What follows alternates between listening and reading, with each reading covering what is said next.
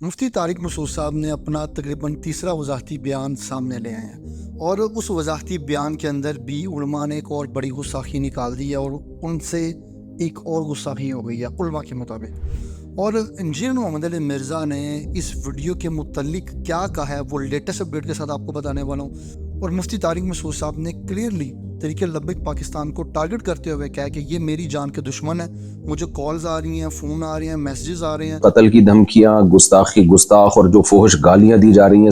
मौत जिंदगी अल्लाह के हाथ में है।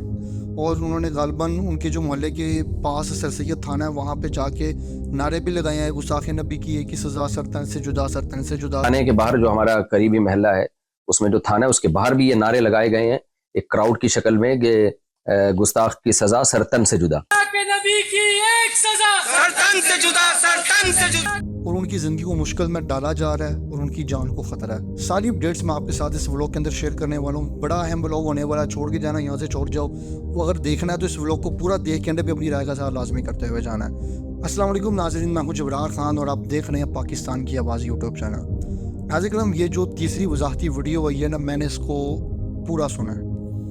जब मैं ये वीडियो सुन रहा था ना तो मैं ये नहीं कह रहा कि मैं इनके ऊपर कोई तनकीद करने जा रहा हूँ, लेकिन मेरे ज़हन में कुछ बातें आई हैं माजी की, मैं वो डिस्कस करना चाह रहा हूँ कि मुझे देख के ऐसे लगा कि ये इंजीनियर मोहम्मद अली मिर्ज़ा पार्ट 2 बोल रहा है। और जैसे इंजीनियर मोहम्मद अली मिर्ज़ा साहब अपनी सारी की सारी बातें करते हुए नज़र आते हैं रेफरेंसेस के साथ, ये चीज़ यहाँ लिखी है और बहुत सारे रेफरेंसेस जो उन्होंने कोट किए हैं वो मैं आपको वही रेफरेंसेस इंजीनियर मोहम्मद अली मिर्ज़ा साहब के मुँह से कोट हुए दिखा सकता हूँ। यानी ऐसा लग रहा है कि पेपर कॉपी कर लिया तारिक मसूद साहब ने। मुफ्ती तारिक मसूद साहब ने नकल मारी है इंजीनियर मोहम्मद अली मिर्ज़ा की और इंजीनियर मोहम्मद अली मिर्ज़ा ने नकल मारी है किताबों की। तो इट्स मीन के रास्ता किताबों तक ही जा रहा है, लेकिन मुफ्ती तारिक मसूद साहब नकल मारते हुए नजर आए इंजीनियर मोहम्मद अली मिर्ज़ा की। बहरहाल उन्होंने अपना एक मुकदमा रख दिया। उन्होंने क्या कहा पहले वो भी सुन लें। गुस्ताखी की है। एक आम अदना सा मुसलमान इस लफ्ज से नफरत करता है, वो कभी गुस्ताखी की निस्बत बर्दाश्त नहीं करेगा। लिहाजा मैं ये नहीं तस्लीम करता कि मैंने गुस्ताखी की है। जो गलती मुझसे हुई है उस पर मैं माजरत कर चुका हूँ। वो कह रहे हैं कि मैंने गुस्ताखी नहीं, तो वो कह रहे हैं अगर मुझे गुस्ताख करार दिया आपने तो फिर बचेगा कोई भी नहीं। कैसे? आपको अपने कई बड़ों को गुस्ताख करार देना पड़ेगा, बरेलवियों को, देवबंदियों को, अहले हदीसों को, काफ़ी लोगों को बड़ी तादाद के अंदर गुस्ताख करार देना पड़ेगा। और मैं आपको यह बात बता दूँ, आप ये फैसला आपका। उन्होंने कहा है कि मेरी बातों को जो मैंने बयान किया है वो चंद लोगों ने गुस्ताखी करार दिया है और बहुत बड़ा तबका अभी भी मौजूद है जिस बात को गुस्ताखी करार नहीं देता। मेजॉरिटी ने मुझे गुस्ताख करार नहीं दिया, अल्हम्दुलिल्लाह, मेजॉरिटी उलमा ने। तो सर जी वो मालूम करना पड़ेगा वो तबका कौन सा है। बहरहाल इन्होंने कुछ बड़े नाम भी लिए। इन्होंने कहा कि जी मुफ्ती अहमद यार खान, आप मेरी स्क्रीन पे वो शॉट देख रहे होंगे जो उन्होंने लगाया। उन्होंने कहा कि उन्होंने भी कहा है कि कुरान पाक के अंदर कुछ गलतियाँ मौजूद हैं और ये ग्रामर की मिस्टेक्स हैं। और फिर बात वही की जो बहुत सारे उलमा ने भी की और बहुत सारे स्कॉलर्स ने भी की कि ग्रामर जो है ना वो अरबी को देख के बनाई गई है। पहले लैंग्वेज आती है फिर ग्रामर आती है। और फिर बातें यहाँ तक नहीं रही, एक और बड़े नाम का तस्करा किया गया, वो है अल्लामा तिबरी। अल्लामा तिबरी साहब रहमतुल्लाह अलैह, उन्होंने जिल्द नंबर 1 सफ़ा नंबर 18 में, और ये रवायत मुसन्नफ़ इब्न अबी शैबा में भी मौजूद है कि यहाँ पे वो चीज़ मेंशन कर रहे हैं कि यहाँ पे कुरान पाक के अंदर जो इनकी इबारतें ग्रामर की मिस्टेक्स मौजूद है। और अब ये दो बड़े मुफ्तियों के नाम लेने के बाद उन्होंने नाम एक ऐसा ले लिया है।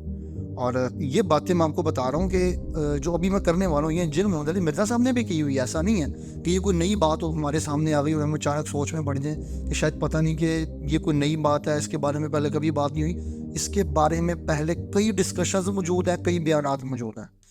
अच्छा, रवायत क्या है? रवायत ये है कि अब्दुल्ला बिन ज़ुबैर जो हैं वो, जो कि हज़रत आयशा के भांजे हैं, उनसे कुरान की बाज़ आयतों के मुतल्लिक़ हज़रत अब्दुल्ला बिन ज़ुबैर पूछने आते हैं कि इन आयतों में उनको कुछ मतलब ग्रामर के मुताबिक नज़र नहीं आती। अब ये बात की है ख़ुद मुफ्ती तारिक मसूद साहब ने। अगर आप चाहें तो उनके बयान पे जाके इस बात को सुन सकते हैं अगर वो बयान अभी तक डिलीट नहीं हुआ। और ये आम कायदों से हटकर उनका कहना ये था कि इसके अंदर तमाम जो बातें हुई हैं, कुछ आयतों का नाम लिया और कहा कि आम कायदों से हट के बात की जा रही है। और मुझे ऐसा लग रहा है कि इन आयतों की जो अरबी है इसमें कोई ग्रामेटिकल मिस्टेक है। इस तरफ इशारा किया मुफ्ती तारिक मसूद साहब ने अपनी उस वीडियो के अंदर, जिसकी लेंथ तकरीबन 31 मिनट और 32 सेकंड है या 33 सेकंड है।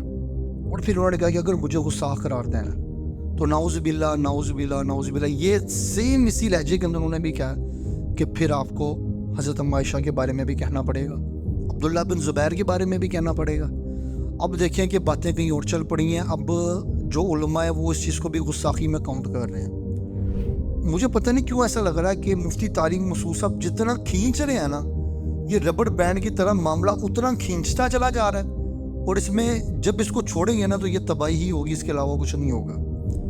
اگر وہاں پہ معاملات کچھ کلوز ہونا شروع ہوئے تھے، معافی سے کچھ معاملات کلیئر ہونا شروع ہوئے تھے، تو آپ کو کیا ضرورت پڑ گئی تھی اس بیان کی؟ ہم پتہ نہیں اب انہوں نے اپنے مطابق کیا بات کیا، لیکن اب انہوں نے اپنی جان کا جو خطرہ ہے وہ اور انکریز کر دیا۔ اب اتنا ہی نہیں، انہوں نے جو ویڈیو اپلوڈ کیا نا، اس کے نیچے جن محمد علی مرزا صاحب نے کمنٹس کیے ہیں، کمنٹس کے یہ میں آپ کو لائیو سناتا ہوں، اور میری آپ اسکرین پہ بھی وہ کمنٹس دیکھ سکتے ہیں۔ انہوں نے کہا مفتی طارق مسعود کے حافظہ اللہ کے نیو وضاحتی بیان کے بعد بھی ان پہ گستاخی کا الزام لگانے والے اصل میں خود گستاخی کر رہے ہیں۔